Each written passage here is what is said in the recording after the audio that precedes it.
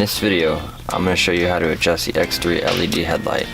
For most light bulb sizes, all you will have to do is twist the base of the LED bulb to adjust the beam. For the H13 model, you will want to remove the screw, which will then allow you to adjust the positioning of the LED bulb. When positioning the LED bulb, you want the LED on the left and right side. If they are positioned on the top and bottom, the light will not project correctly. In the packaging, you will receive both a yellow and blue tint. They are simple to apply to the LED. Simply apply as if you were applying a Band-Aid.